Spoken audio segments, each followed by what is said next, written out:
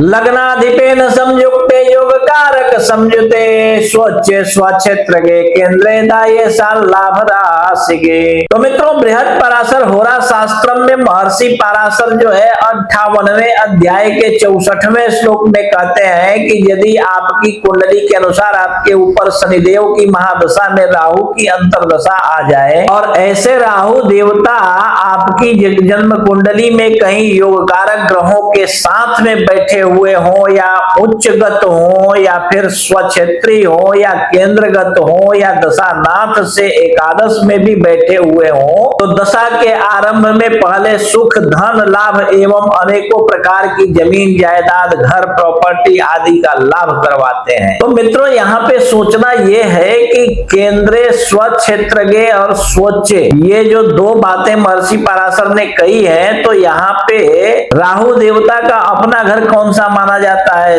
जैसे कन्या राशि मानी जाती है, ठीक है, और राहु देवता उच्च के भी होते हैं। तो ये बात जो है दोनों को ध्यान से देखना है यहाँ पे। और अगर लग्नेश के साथ में युक्त हो और अगर योग कारक ग्रहों के साथ में कहीं पे युक्त होकर के बैठे हो या उनकी दृष्टि में बैठे हो या फिर दशानाथ जो होता है अथवा दशापति जो है यानी कि दशानाथ जो है उसके साथ में कहीं बैठा हो, 11वें घर में भी बैठा हो, तो ये जो है आदौ सौख्यम धनावाप्तिम गृह क्षेत्रादि संभवम देव ब्राह्मण भक्तिश्च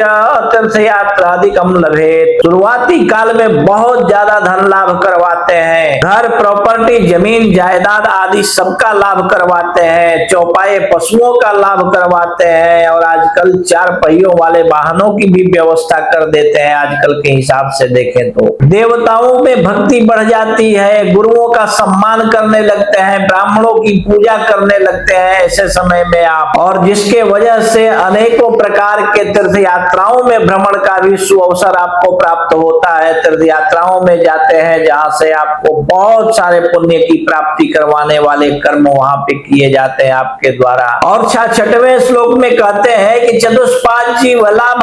गृहे कल्याण वर्धनम मध्य तो राजभीतिश्च पुत्र मित्र विरोधनम। मित्रों, कहते हैं 66वें श्लोक में महर्षि पराशर की चौपाए पशुओं का लाभ अथवा 4 पहिए वाले वाहनों का लाभ आपको इस समय में होने लगता है और घर में अनेकों प्रकार के कल्याण की वृद्धि नित्य निरंतर सतत होते रहती है। परंतु 66वें श्लोक के दूसरे लाइन में कहते हैं कि मध्य तु राज भीतिश्च पुत्र मित्र विरोधनम, अर्थात दशा काल का मध्यकाल जो आता है, अर्थात कि आप 3 भागों में बांट लीजिए दशा काल को। जैसे मान लीजिए उदाहरण के लिए अगर 3 महीने के लिए राहु देवता आपके ऊपर आते हैं तो पहले वर्ष में आपको बहुत ज्यादा धन लाभ करवाते हैं और दूसरे महीने में बहुत ज्यादा राजा का भय करवा देते हैं अथवा राज सत्ता की तरफ से आपको जो है बहुत ज्यादा खतरा पड़ जाता है और पुत्रों और मित्रों के द्वारा भी विरोध होने लगता है। ठीक है, तो इसी प्रकार आप अपनी कुंडली भी देख लीजिए और आगे की बातें हम अगले अपने